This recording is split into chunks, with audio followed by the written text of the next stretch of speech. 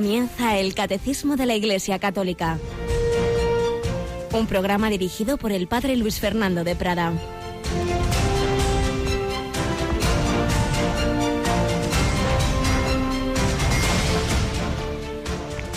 Cristo ha resucitado, aleluya. Verdaderamente ha resucitado, aleluya. Un cordialísimo saludo, muy querida familia de Radio María, y una vez más, feliz Pascua de Resurrección.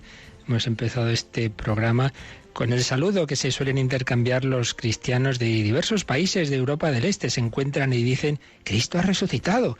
Y el otro responde, verdaderamente ha resucitado, aleluya. Pues sí, es la gran noticia, de ella vivimos, en ella se fundamenta nuestra fe, nuestra esperanza, nuestra alegría, los motivos para confiar a pesar de los problemas, de las dificultades, de los sufrimientos, del poder de la muerte que está ahí en el mundo, que está en nuestra vida, pero ese sepulcro quedó abierto, Jesús salió de él, Jesús ha resucitado, no simplemente ha revivido, no simplemente ha vuelto a la vida anterior, esto ya lo explicábamos en catequesis de días anteriores, sino que ha entrado una nueva dimensión a la que nos llama a todos.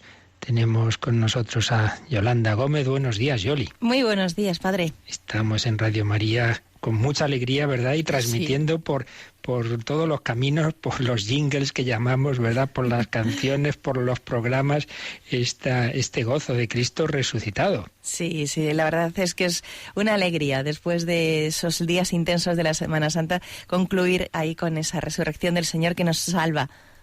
Unos días de Semana Santa y también la última semana de Cuaresma, en que abundantísimamente tuvimos pues esas meditaciones de ejercicios espirituales y diversas reflexiones, y nos están llegando muchos ecos, muy particularmente de esas meditaciones de ejercicios que ya tenemos recopiladas en diversos CDs MP3, porque claro, eso, empezando por un servidor, yo ahora quiero oírlas con calma, ¿verdad? Que en el día a día no da el tiempo, pues profundizar en esas meditaciones, 16 en los ejercicios intensivos con el padre Rubén Inocencio, y 7 en cada una de las otras tandas de ejercicios, pues como digo, a cual mejor, estilos distintos, pero complementarios. Pues tengamos cuidado, porque a veces ocurre que en Cuaresma y Semana Santa avanzamos espiritualmente y luego entendemos mal la alegría de la Pascua, nos disipamos, lo echamos todo a perder. No, hombre, no. Es justamente ahora cuando hay que recoger esos frutos, donde hay que profundizar en esa vida interior, porque si habéis resucitado con Cristo, estáis llamados a vivir con Él. Bueno, pues hoy nuestra primera sección va a ser un poquito especial. No va a ser recoger como solemos un testimonio de vida de nuestra época, sino que es un fragmento de una película bastante original, se llama Llena de Gracia, supone pues como ya Jesús está en los cielos y son los últimos días de la Virgen María con los apóstoles, y precisamente vamos a escuchar el fragmento en que ya pues están reunidos los apóstoles y algunas mujeres con la Virgen, y ella como que mira hacia atrás y recuerda, pues va recordando distintas etapas. Solo vamos a oír, obviamente, cuando habla un poquito de la pasión y cuando habla de la resurrección. Y ya cuando la Virgen se despide, porque ella también la llama el Señor a irse con Él, a compartir la gloria. Pues desde ese corazón de María, del corazón de la Virgen María, vamos también nosotros a revivir la pasión, pero desde la óptica de la victoria, de la resurrección. Pedimos a la Virgen que nos ayude a vivir este tiempo pascual con esa certeza, con esa esperanza de la victoria de su Hijo Jesucristo. Sufriremos mientras sigamos al Señor. Y creedme, es algo de lo que estoy segura. Hijos míos, vosotros ya habéis sufrido con Él y por Él.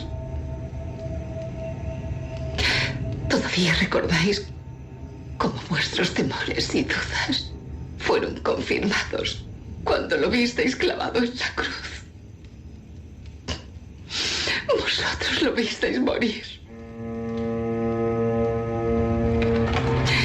Yo también me vi morir en ese momento, junto a mi hijo.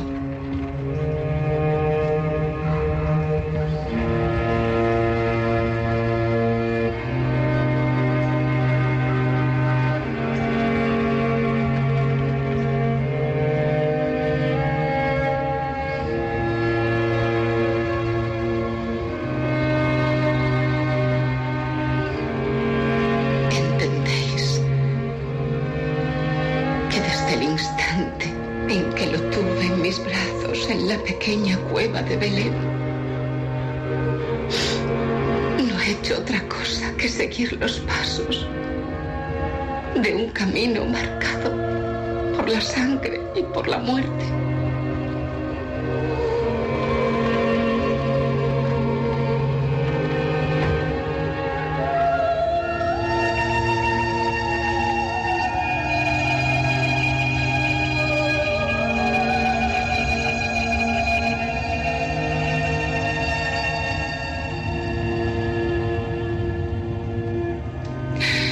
Cuando rozó la inmensa piedra y el sepulcro se cerró, nuestro mundo de repente se volvió confuso y con dudas tan enormes que desaparecisteis en la oscuridad, deseando que eso fuera el final de vuestras vidas.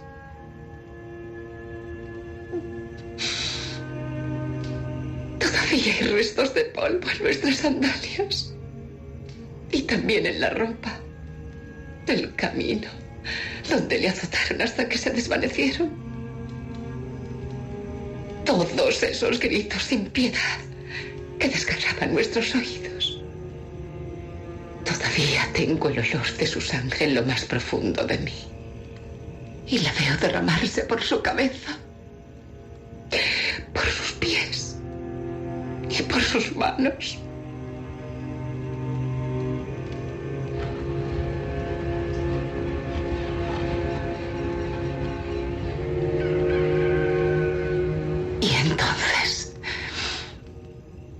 Días más tarde, María Magdalena, inconsolable, deseándolo ver una vez más, encontró la tumba vacía. Y eso fue como volver a nacer.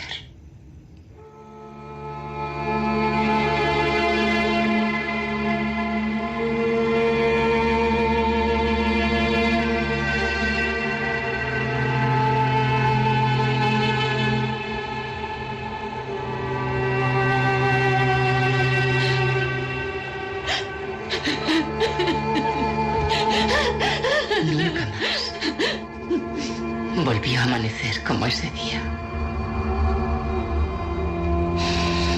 Nunca más volvimos a escuchar un canto tan hermoso como ese. Nuestros ojos y nuestros oídos nos fueron arrebatados y en su lugar nos han dejado la imagen y la voz del Señor. Esa es la esperanza y la vida que encontramos en Cristo resucitado. Cuando os miro a todos vosotros, oh hijos míos, no puedo ver más que un solo rostro en vuestras caras. Es el rostro del Señor. Es el rostro de mi Hijo amado, resucitado, que está vivo y que respira, como si ahora mismo estuviera frente a mí. Amados hijos míos, aunque nada más hicierais en esta vida, recordad el primer instante en el que Él os miró. Vuestra alma resplandecía, porque el Salvador estaba junto a vosotros. La oscuridad huyó y descubristeis la gran luz. Recordad bien ese momento. Y entonces todo lo que hagáis será para la gloria del Señor.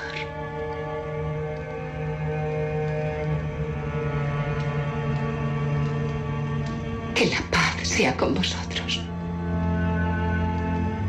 No debéis entristeceros por mí. Yo, como Él, nunca os abandonaré. Estaré junto a vosotros hasta el final de los tiempos.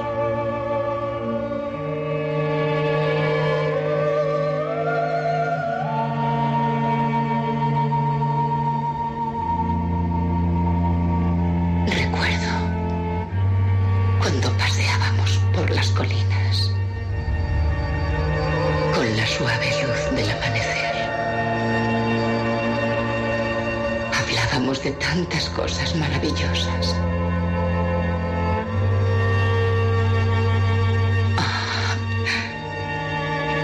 Cómo me gustaría volver a pasear así contigo una vez más.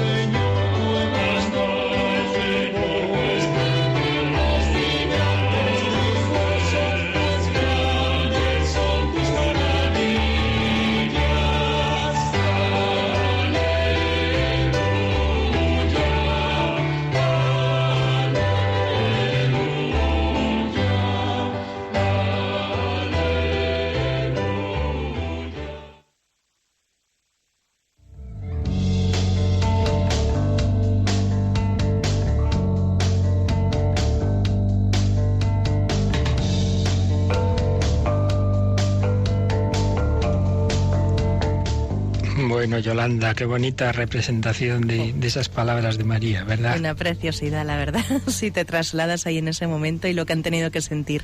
Claro que sí, la Madre de Jesús, nuestro Dios y Señor, que también se iba al cielo. Pues con ella vamos a contemplar esos misterios de la resurrección de su Hijo. Ya llevamos tiempo explicándolos, pero precisamente ahora pues es el momento de profundizar. Y bueno, estamos en la última parte. Recordemos que este artículo que nos habla de que al tercer día resucitó de entre los muertos está en el Catecismo estructurado en 3 bloques. Primero, pues lo que fue ese acontecimiento, que por un lado es histórico y trascendente. Histórico porque deja unas huellas en la historia, el sepulcro vacío y las apariciones del resucitado. Estuvimos fijándonos un poquito en cómo son esas apariciones, cómo esa humanidad de Cristo no es que haya revivido y vuelto a la vida anterior, sino que ha sido transformada, ha entrado en una dimensión de gloria que está más allá de las leyes físicas de este mundo, más allá del espacio y del tiempo. Por eso, a la vez que es un acontecimiento histórico, es un acontecimiento trascendente, porque primero nadie lo ha visto, el momento exacto de la resurrección, pero por otro lado, pues es, como digo, entrar en otra forma de ser, en otra forma de existencia que está más allá de las leyes de este mundo, pero a la vez ocurriendo y dejando huellas en este mundo. La resurrección, acontecimiento histórico y trascendente. Segundo bloque, vimos la resurrección, obra de la Santísima Trinidad. El Padre ha despertado, ha resucitado a su Hijo. El Hijo en su divinidad ha despertado, ha resucitado a sí mismo, a su humanidad, y el Espíritu Santo también la ha llenado de vida. Es la obra de la Santísima Trinidad. Y estábamos en el tercer apartado, sentido y alcance salvífico de la resurrección, porque la resurrección de Cristo no solo es la prueba de todo lo que Él nos había dicho y enseñado, no solo tiene, digamos, esa dimensión apologética que se suele decir, sino también unas implicaciones fundamentales para nuestra salvación. A veces decimos Cristo nos salvó muriendo en la cruz. No solo, Cristo nos salvó con toda su vida y con el misterio pascual. Si simplemente hubiera muerto y no resucitado, pues nos hubiéramos quedado sin salvar. Hubiera sido pues un ejemplo de amor muy bonito, pero eso no nos salvaría de nuestros pecados. ¿Qué valor salvífico tiene la resurrección? Lo habíamos empezado a ver, pero vamos a seguir y vamos a retomar el número donde lo dejamos el último día y vamos a volverlo a leer, que es el 653, donde nos habla de qué implicaciones tiene para nosotros esta resurrección de Jesucristo. Releemos, Yolanda, el 653. La verdad de la divinidad de Jesús es confirmada por su resurrección. Él había dicho: cuando hayáis levantado al Hijo del Hombre, entonces sabréis que yo soy. La resurrección del crucificado demostró que verdaderamente Él era yo soy, el Hijo de Dios y Dios mismo. San Pablo pudo decir a los judíos: la promesa hecha a los padres, Dios la ha cumplido en nosotros, al resucitar a Jesús, como está escrito en el Salmo 1: Hijo mío, eres tú, yo te he engendrado hoy. La resurrección de Cristo está estrechamente unida al misterio de la encarnación del Hijo de Dios. Es su plenitud según el designio eterno de Dios.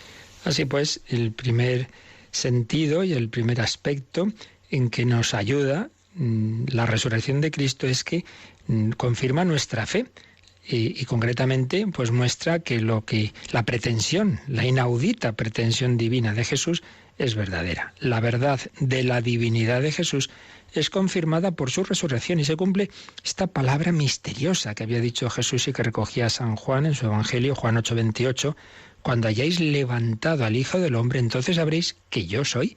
¿Qué quiere decir esto? Cuando hayáis levantado en la cruz, cuando me hayáis crucificado, entonces sabréis que yo soy. Yo soy no es que soy yo, que soy Jesús, es el yo soy, el Yahvé, es el nombre sagrado de Dios en el Antiguo Testamento. Sabréis, reconoceréis mi divinidad cuando me hayáis crucificado. ¡Qué paradoja! Es la paradoja cristiana. Es lo que recoge el cántico que pone San Pablo en su carta a los Filipenses y que tantas veces, desde que empezamos a explicar aquí el misterio de Cristo, la cristología, tantas veces hemos recogido, porque es que, como se ha dicho, casi todo lo que se ha podido profundizar en 20 siglos de reflexión teológica sobre la cristología está ahí en germen, en ese cántico. Cristo, a pesar de su condición divina, no se aferró a su divinidad, se despojó, se rebajó hasta la muerte y muerte de cruz. Por eso Dios lo ha levantado sobre todo y le ha concedido el nombre sobre todo nombre, para que al nombre de Jesús toda rodilla se doble. Precisamente, toda rodilla se doble y confiese que Jesucristo es Señor. El nombre griego Kyrios, que la traducción griega del Antiguo Testamento se puso a Yahvé, para no decir Yahvé, usando en griego la palabra Kyrios, pues se aplica a Jesús. Todos reconozcan y doblen la rodilla ante Jesús y lo reconozcan como Señor, precisamente porque Él humildemente en su humanidad se ha humillado y ha sido hasta crucificado. Pues sí, es el Rey. Y San Juan, en todo su relato de la pasión, va a destacar que lo que parece el fracaso y la humillación en realidad es la exaltación. Por eso dice, cuando hayáis levantado al Hijo del Hombre, levantado en la cruz, sí, pero es que ese es su trono. Jesús Nazareno, Rey de los judíos, con corona de espinas, con el cetro en el trono de la cruz, pero Rey verdadero. Luego, ¿tú eres Rey? Le pregunta Pilato. Tú lo has dicho, soy Rey. Pues bien, la resurrección del crucificado, dice el Catecismo, siempre será el crucificado. Recordad lo que dicen los ángeles a las mujeres cuando llegan al sepulcro. Sé que buscáis a Jesús Nazareno, el crucificado. No está aquí, ha resucitado. Siempre será el crucificado. Nosotros anunciamos a Cristo crucificado, dirá San Pablo también.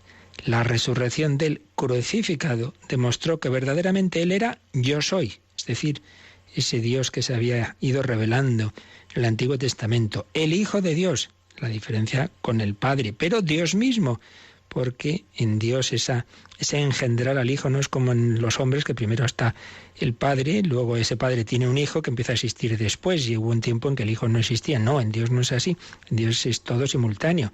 En el Espíritu no se dan esas sucesiones que se dan en nuestra humanidad, en el cuerpo, sino que el Padre eternamente es Padre porque eternamente está engendrando el Hijo, y el Padre y el Hijo eternamente están expirando el Espíritu Santo. En Dios son simultáneas las tres personas divinas. Pues bien, Jesús, al hacerse hombre, esa divinidad está como escondida en su humanidad, pero ahora en la resurrección ya sale por todos los poros. Por eso el que se encuentra con Cristo y Dios y Jesús le da la luz de caer en la cuenta de quién es, pues cae ante Él, se arrodilla ante Él, se postra ante Él, o como Santo Tomás, arrodillándose dice, Señor mío y Dios mío.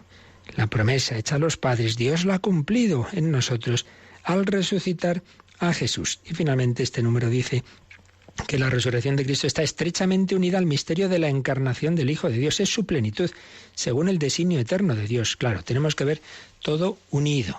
El Hijo de Dios se ha hecho hombre, ha vivido una vida humana, pues al principio la vida sencilla, humilde y oculta, vida oculta en Nazaret, luego la vida pública, misterios gozosos, misterios luminosos, luego los misterios dolorosos para culminar en los gloriosos. Pero insistamos en la importancia de la resurrección para mostrar que verdaderamente era el Hijo de Dios, porque ahora tenemos que intentar meternos en la cabeza y en el corazón de aquellos hombres que habían ido viendo a Jesús, pues sus milagros, y que parecía que era el Mesías.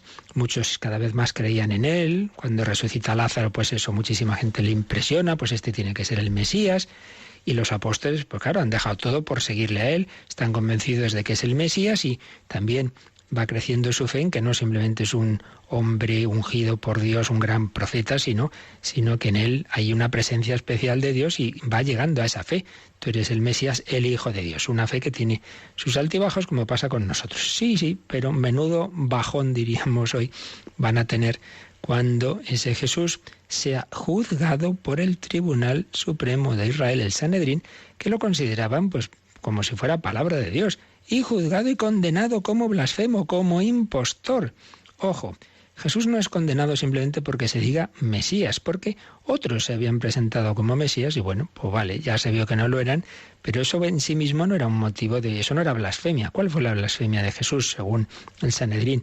Que se presentó al nivel de Dios. Cuando ya Jesús le pregunta a Caifás, ¿eres el Mesías, el Hijo de Dios? Tú lo has dicho, y desde ahora veréis al Hijo del Hombre sentado a la derecha del poder. Uy, eso era como decir al mismo nivel de Dios. Ya habéis oído la blasfemia. Por eso, el profesor de Escritura, José Miguel García, recoge una cita muy bonita del que fue el cardenal de Anelú, ya falleció. Tenía un libro que yo recuerdo haber leído de joven que me hizo mucho bien, La fe de siempre y el hombre de hoy. Y en ese libro, Danielú señala lo siguiente: la grandeza del pueblo judío consiste precisamente en condenar toda pretensión del hombre a hacerse Dios. Es cierto que para los judíos no hay peor falta que la de atribuirse un poder divino, divinizarse, es la idolatría misma. Es evidente que en la medida en que los judíos no creían que Jesús era Dios, debían condenarle a muerte como blasfemo. Y puede decirse que el drama de los judíos consiste en que ante Jesús no tienen otra opción posible que o creer en él o condenarle, porque no hay otro Jesús que el Jesús que reivindicó una dignidad divina. Pues bien, con respecto a este Jesús, un judío no puede ser neutral. Un hombre que reivindica una dignidad divina o es un blasfemo que merece la muerte, o es verdaderamente Dios y hay que creer en él. Es lo que sucedió desde el principio. Hubo judíos que condenaron a Jesús como blasfemo y hubo judíos que reconocieron en él al Salvador del mundo. Pues es verdad. Podemos decir, pero bueno, ¿cómo lo condenaron a muerte? Pues porque según la ley, el hombre que se hace Dios, que se diviniza, pues eso era una blasfemia, y una blasfemia condenada con la muerte. Entonces, o crees que lo es, y pruebas estaba dando, si no me creéis a mí, creed a las obras, dirá Jesús. Si no creéis en él, tantos milagros y todo lo que fue su vida y todas esas acciones, pues lo que hay que hacer es creer en él. Pero si se encabezonan en que no y lo ven como un blasfemo, pues digamos que parece que la consecuencia era lógica. O es Dios si le seguimos y le adoramos, o lo condenamos a muerte. Y así es lo que ocurrió. Los 4 evangelios, y no solo los evangelios, sino los demás libros, varios como los Hechos de los Apóstoles del Nuevo Testamento, pues confirman esto, que el Tribunal Supremo de Israel consideró reo de muerte a Jesús por atribuirse una dignidad divina. Lo vemos en cartas de San Pablo, lo vemos en la Epístola a los Hebreos, y también este tema aparece en textos del judaísmo oficial, aparece en la Misná, aparece en el Talmud, porque como sabemos, el cristianismo pues es algo histórico que ha dejado en huellas históricas no solo en los textos cristianos, sino en textos judíos y en textos paganos, lo cual ya vimos en su momento, y nos indica pues eso, como estamos hablando no de un mito, no se sabe qué extraña leyenda, sino de algo que ocurrió en un contexto histórico muy concreto, bajo un gobernador conocido por la historia civil, que es Poncio Pilato, del cual, por cierto, no hace muchos años, bastante pocos, apareció una lápida que indicaba también el tiempo en que había ejercido ese cargo, que por cierto me parece que es a los 2 años de la condena de Jesús fue quitado del puesto. El miedo que él tenía precisamente ante el proceso de Jesús y por el cual tuvo esa cobardía, pues no le sirvió de nada ese intentar contemporizar, porque como suele ocurrir con los que quieren estar a bien con todos, al final tampoco lo consiguió. Pero bueno, a lo que vamos. Que aparentemente, pues un judío que no conociera mucho los hechos, diría, bueno, pues parecía que Jesús era muy bueno, parecía que era el Mesías y tal, pero no, se ve que no. Se ve que si el Sanedrín lo ha condenado, y fíjate, ha muerto en una cruz. Pues entonces, claro, si fuera de verdad el Mesías, Dios no lo hubiera permitido. Pues bien, ese juicio del Sanedrín no fue confirmado por Dios, sino que precisamente la resurrección expresa el juicio definitivo de Dios. Se ha equivocado el Sanedrín. Dios Padre lo ha exaltado a su derecha. Se cumple la palabra de Jesús. Veréis al Hijo del Hombre sentado a la derecha de Dios. Y solo así se puede encontrar una explicación razonable para lo que va a ocurrir, porque que esos pobres hombres, sin apenas cultura ni formación, vayan por ahí diciendo que Jesús ha resucitado, jugándose la vida y de hecho perdiéndola casi todos por él, contra todo el mundo, contra el Sanedrín, contra los romanos, contra todos. Hombre, o es verdad que Jesús ha resucitado y ha entrado en sus corazones y les ha dado esa certeza de que ha resucitado y de que lo que decía es verdad, o eso es así, o ya me dirán ustedes cómo se explica que 20 siglos después, ¿verdad?, pues se haya extendido esa fe basada en esos pobres hombres que habían salido corriendo cuando todavía Jesús vivía, y en cambio ahora se resultara que estaba muerto y que no había resucitado. Explíquenme esa fuerza, esa certeza, ese afrontar la muerte. Es la única explicación, que realmente Jesús ha resucitado. Y de hecho, si pensamos en algunos de los personajes que se presentaron como Mesías, hay un caso bastante conocido, Simón Bar Cosiva, en una de las revueltas contra los romanos, pues muchos lo consideraban el Mesías enviado por Dios para liberarlos. Nada, lo cogieron los romanos, lo mataron, se acabó la historia. Fracaso total de su intento revolucionario. Entonces ya pues se pensó, pues nada, no, entonces no ha sido verdad y se acabó, no hubo más. Bueno, pues lo mismo hubiera ocurrido con los apóstoles. Pues vale, vimos a Jesús que parecía que hacía milagros, que era estupendo, no sé qué, pero ha muerto, pues ha acabado todo. Pues no, señor, no se acabó. Todo lo contrario, porque Jesús resucitó. La resurrección confirma quién era Jesús. La resurrección nos da la certeza de que es el Hijo de Dios. María Magdalena estaba, como sabemos, ahí llorando a los pies del sepulcro, buscaba un cadáver. A veces nos pasa a nosotros, incluso como cristianos, pero vivimos como de recuerdos y no acabamos de tener esa certeza de que Jesús está vivo, que no es un recuerdo, que no es una idea, que no vamos a la iglesia a estar con nosotros mismos, simplemente a leer un libro piadoso y a meditar. Voy a encontrarme con Cristo vivo. Y la comunión es Cristo vivo que viene a darme un abrazo y la confesión es Cristo vivo que quiere perdonarme. Jesucristo resucitado y vivo. Y muchas veces lloramos y nos encerramos en nosotros mismos y le tenemos ahí al lado. Pero hombre, se cumple la famosa frase de Tagore: si lloras porque se ha ido el sol, las lágrimas no te dejarán ver las estrellas, no te dejarán ver, ya en versión cristiana, a Cristo resucitado que está contigo. Pues vamos a pedirle a Jesús, por medio de la Virgen María, sin duda la primera que tuvo la experiencia de Jesús resucitado, vamos a pedirle que aumente nuestra fe, nuestra esperanza. Verdaderamente Cristo ha resucitado. Una mujer al alba lleva un perfume de nardo en alabastro. Camina hacia la tumba donde yace el cuerpo del crucificado para ungir el cadáver del que fue el Mesías del pueblo de Israel. Se pregunta quién moverá la piedra cuando ya está empezando a amanecer.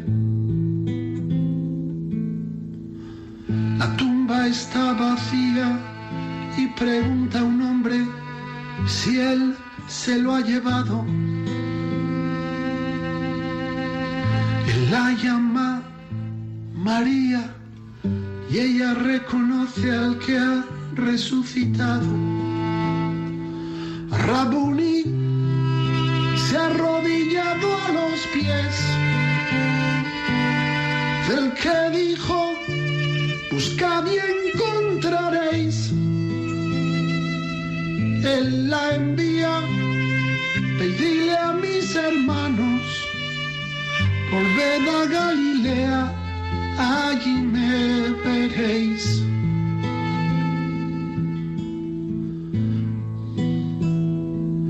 Rabuni se ha arrodillado a los pies del Mesías, el verdadero rey. Él la envía, ve y dile a mis hermanos, volved a Galilea, allí me veréis. Él la envía, ve y dile a mis hermanos, volved a Galilea, allí me veréis.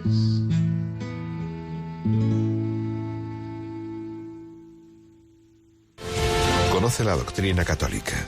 Escucha el Catecismo de martes a jueves, de 8 a 9 de la mañana. Y los sábados, a la misma hora, profundizamos en los temas tratados en el programa En torno al Catecismo.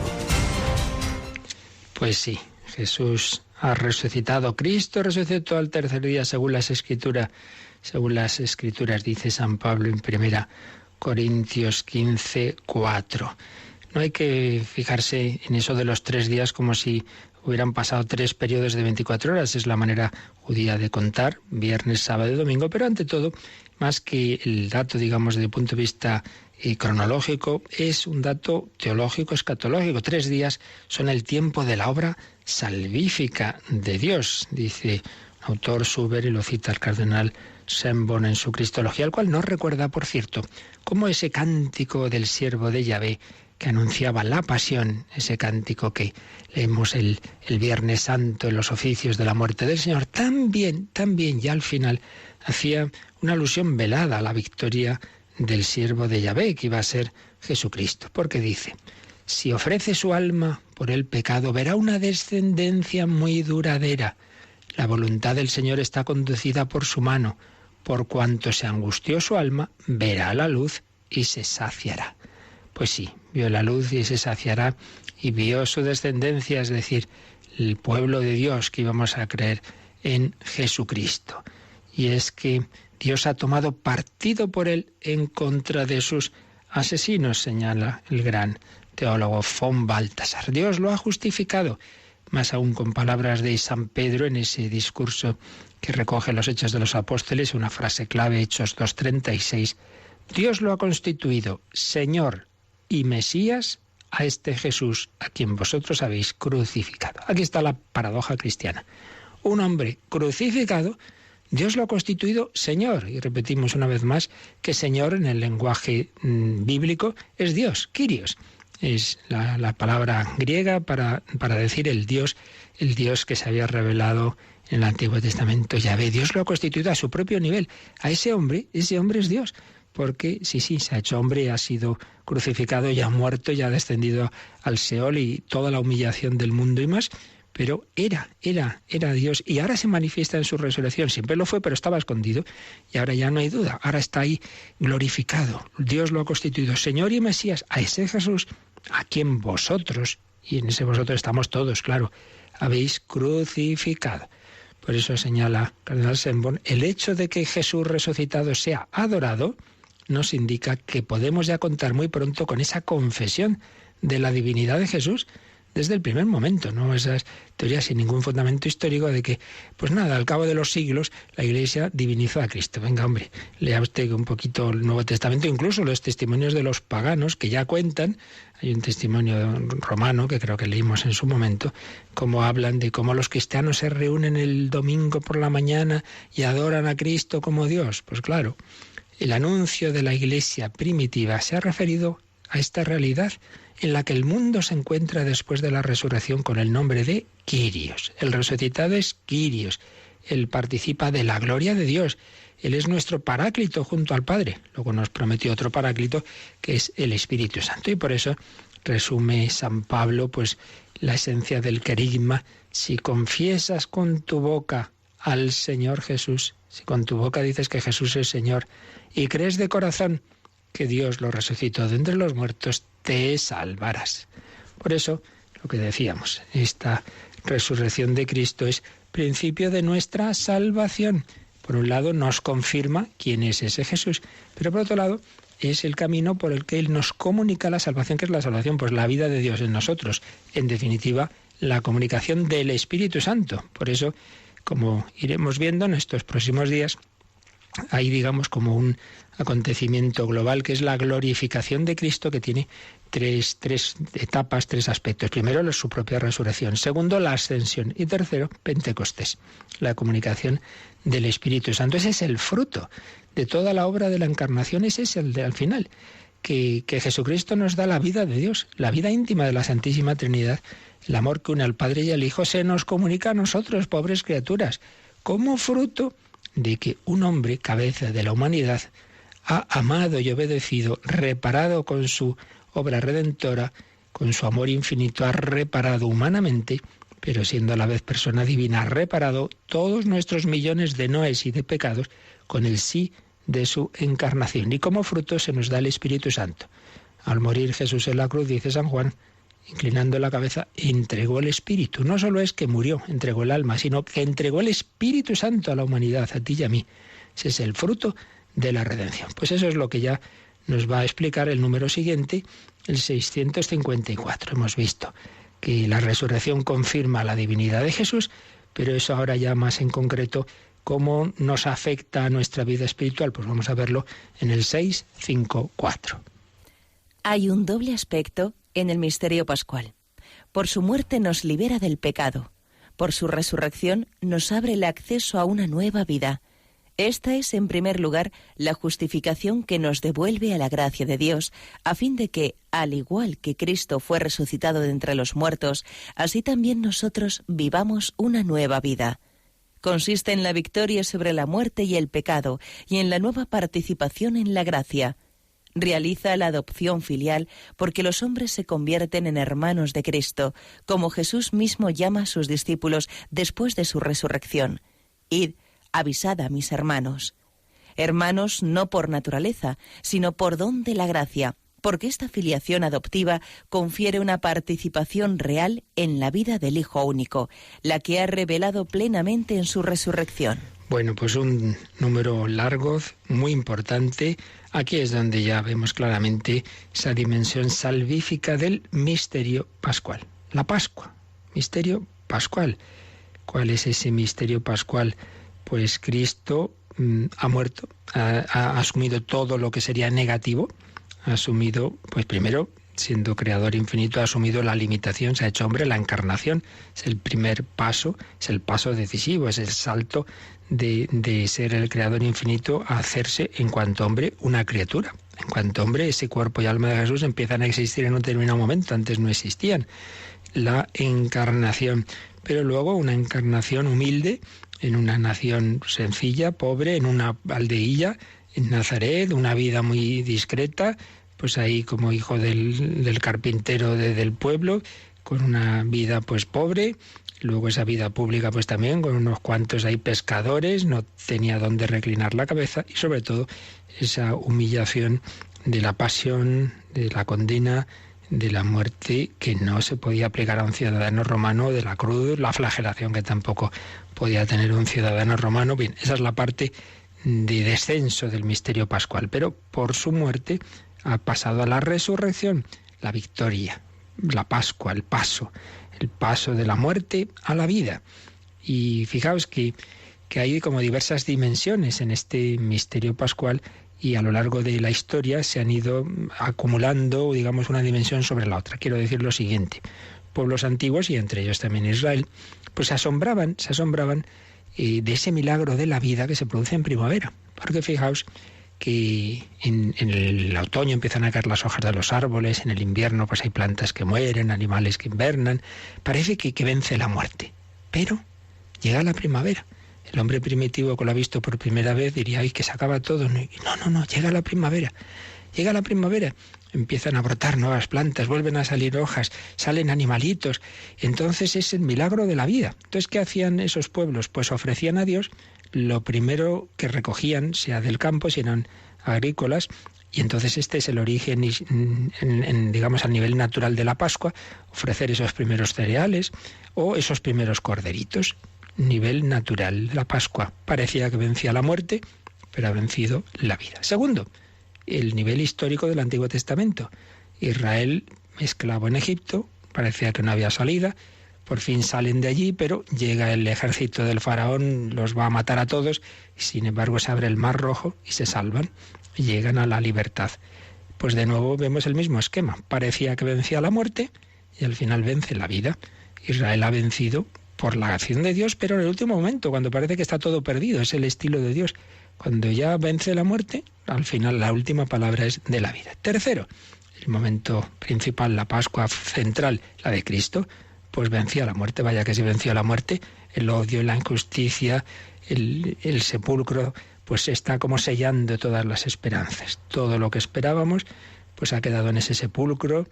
Los apóstoles destrozados, habían seguido a alguien que ha quedado muerto ya, y acaba todo como siempre, en un cementerio. Ha vencido la muerte, ha vencido el odio, ha vencido la injusticia. Pues cuando parecía que sí, y no enseguida, sino al tercer día, Cristo resucita. De nuevo vence la vida, donde parecía que había vencido la muerte. La Pascua, anunciada en la Pascua de la naturaleza, en la victoria de la primavera sobre el invierno.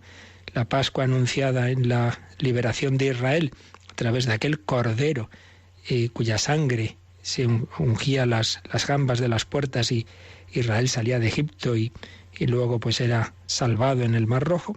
Todo anunciaba la verdadera Pascua del Cordero de Dios que quita el pecado del mundo, que sale del sepulcro, que vence al pecado y la muerte. Donde abundó el pecado, sobreabundó la gracia. Pues bien, queda la cuarta Pascua. Muy querido hermano, la tuya y la mía, porque todo esto está llamado a aplicarse en nuestra vida. También en nosotros hay elementos de muerte. Muchas veces, por desgracia, vence el pecado, nos vence ese vicio, esa adicción, ese genio, esa soberbia, esa ira, esa lujuria nos vence. Muchas veces hay muerte en las familias, se ha roto este matrimonio, ha ocurrido este hecho, hay muerte en la sociedad, hay odio, hay violencia, hay terrorismo, hay todas esas barbaridades que se hacen a nivel genético, hay aborto, hay hambre injusta, y en fin, todo lo que vemos en nuestro mundo parece que vence la muerte. Bueno, pues todo está en manos de Dios, y al final quien vive con Cristo, quien sufre con Cristo, quien muere con Cristo, resucitará con Cristo. Pero claro, hay que asumir en nuestra vida al Señor, hay que decirle que sí, y entonces, si con Él sufrimos, reinaremos con Él. Si con Él morimos, viviremos con Él. Pero lo primero que hace falta es dejar que su gracia resucite nuestra alma.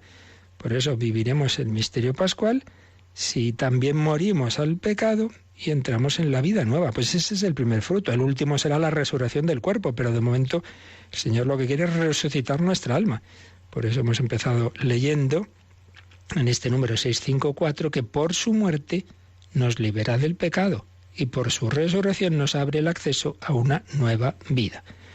Muerte y resurrección en Cristo, en nosotros. Muerte al pecado, cada año, cada cuaresma, cada Pascua, tiene que ser un paso más en ir muriendo, en ir superando, por la gracia de Dios, esos aspectos de muerte que hay en nuestra vida, y en cambio en ir viviendo cada vez más de Cristo. Ya no soy yo quien vive, es Cristo quien vive en mí. Ya no soy yo quien ama, es el corazón de Cristo quien ama en mí. Y por eso sigue diciendo este número, esta es en primer lugar la justificación, que nos devuelve la gracia de Dios. Nos devuelve la gracia de Dios. Yo estaba muerto, pero ahora el Señor me ha resucitado.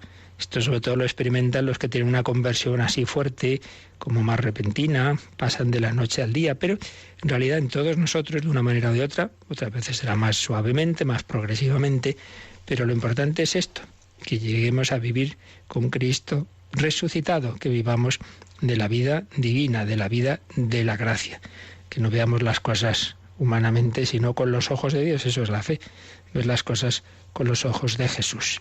A fin de que, al igual que Cristo fue resucitado de entre los muertos, así también nosotros vivamos una nueva vida, dice San Pablo en Romanos 6:4, y nos ha recogido el Catecismo. Este número 654 tiene diversas citas, vamos a releerlas un poquito rápidamente, lo que nos dé tiempo. Romanos 4:24, creemos en aquel que resucitó a Jesús nuestro Señor de entre los muertos, el cual fue entregado por nuestras faltas y resucitado para nuestra justificación. ¿Veis qué es nuestra justificación? Pues yo, que no soy justo ante Dios, que soy pecador, sin embargo, Dios me justifica porque me da su gracia, me da sus méritos. El Padre ya me ve con los ojos con que ve a su Hijo Jesucristo. Y hay un texto precioso que también aparece citado aquí, Efesios 2:4-5. Vamos a leer hasta el 6. Dios rico en misericordia. Dios rico en misericordia. Vive sin misericordia, el título que le puso Juan Pablo II a su encíclica sobre la misericordia de Dios.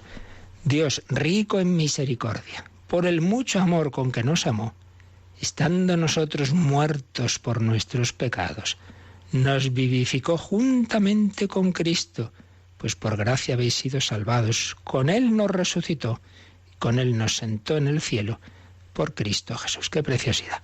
Estábamos muertos, estábamos en el sepulcro del sinsentido, del pecado, de todas nuestras esclavitudes, y sin embargo Dios, rico en misericordia, por lo mucho que nos ha amado y nos ama, nos ha vivificado, nos ha resucitado, nos ha puesto con su Hijo Jesucristo, nos ha sentado en el cielo con Él.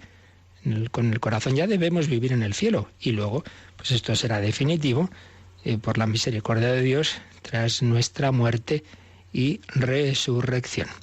Y también aparece una cita de la primera carta de San Pedro 1:3, leemos hasta el 4. Bendito sea Dios, Padre de nuestro Señor Jesucristo, quien según su gran misericordia nos ha reengendrado a una esperanza viva por la resurrección de Jesucristo de entre los muertos, para una herencia incorruptible, pura e inmarchitable, reservada en el cielo para vosotros. Bueno, pues todos debemos vivir así.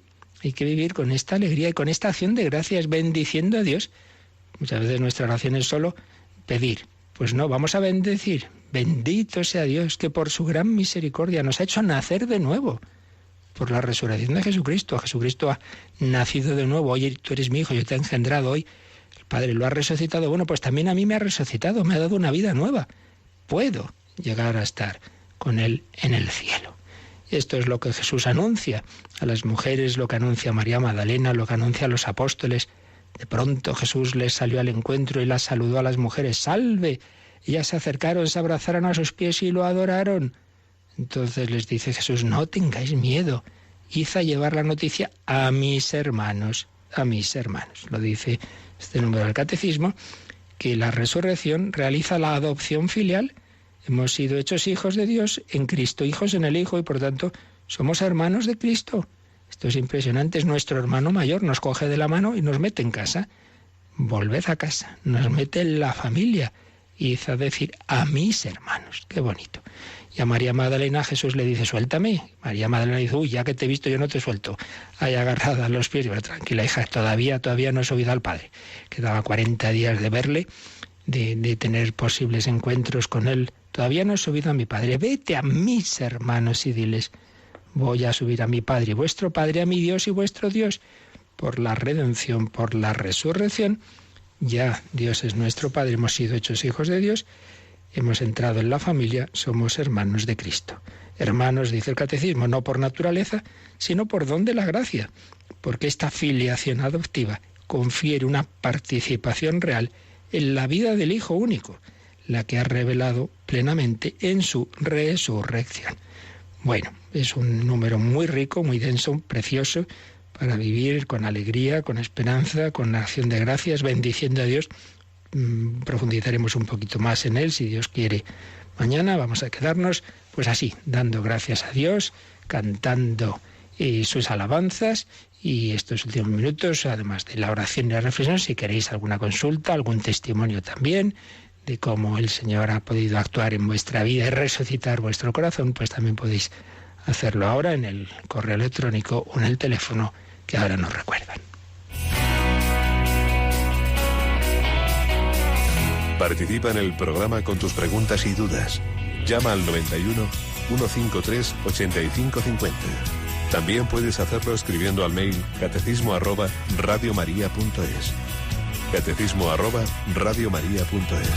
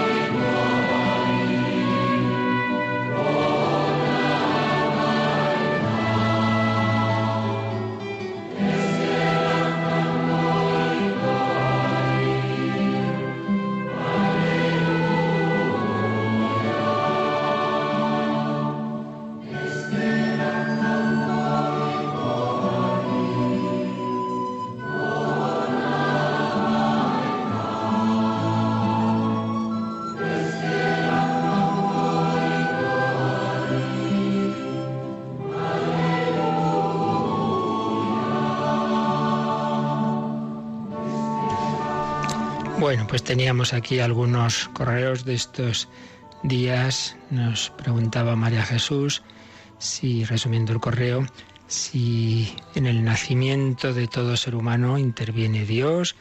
Dice, cada niño es un ser dotado de cuerpo y espíritu determinado en el cerebro humano. ¿Dios interviene en cada nacimiento? Pues sí. ¿En qué? Vamos, en cada nacimiento, en cada concepción. ¿Por qué?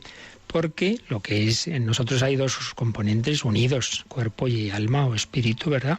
Entonces el cuerpo obviamente se procede de los padres, de esa unión genética, pero no somos mera biología, no somos mero cuerpo, tenemos un alma, un espíritu, y eso no viene de los padres. La materia no puede dar al espíritu. Ahí hay una acción de Dios. Por eso es tan importante. Por eso la concepción y todo lo que tiene que ver con la sexualidad no es una cosa de animales, es algo sagrado, es algo trascendente. Dios actúa. Entonces, en efecto, en cada ser humano hay una acción de Dios en la que infunde el espíritu, infunde el alma, en cada ser que viene a este mundo. Dice, además de la muerte, Dios actúa en el nacimiento, pues actúa en efecto en la concepción. Bueno, también nos preguntaban por ese Vía Crucis que pusimos el martes santo, y ahora mismo tendría que ver si está subido al podcast. Desde luego en CD lo podéis pedir ese precioso Vía Crucis de Paul Claudel y José María Pemán, que muchísimas personas les ha impactado y lo han pedido. En CD está ahí, y en el podcast, si no está, estará. Ya indicaré a quien nos lo escribe, sino dónde está, pero sí, ciertamente. También preguntan diferencia entre el rosario al Espíritu Santo y la coronilla al Espíritu Santo. No, la verdad es que no sé a qué se refiere.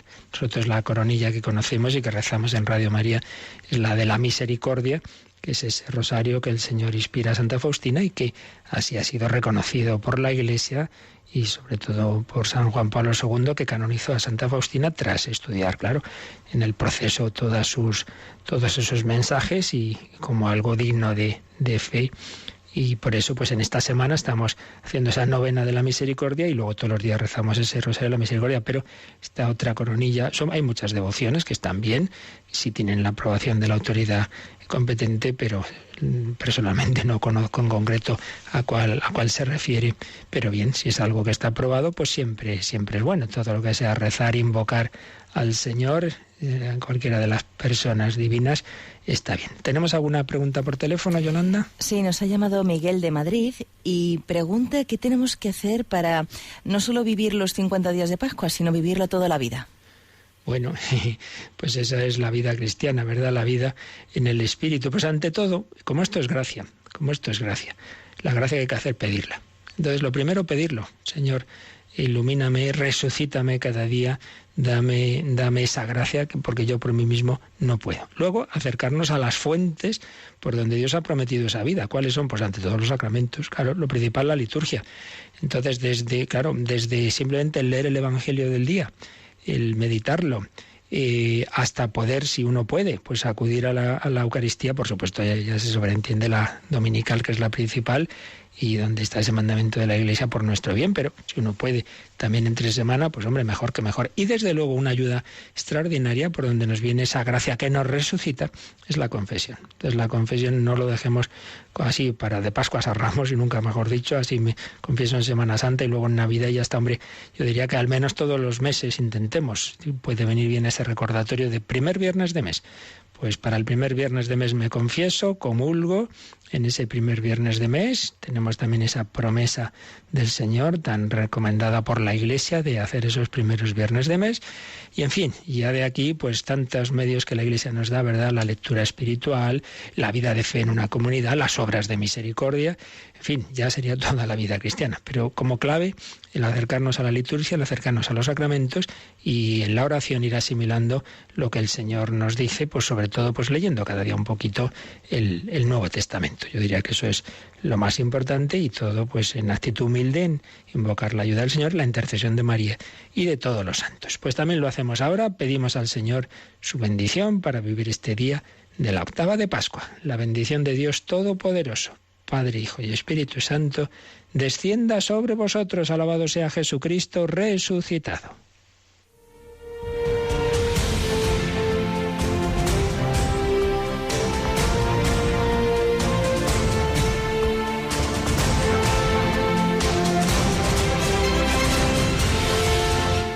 Han escuchado en Radio María el Catecismo de la Iglesia Católica,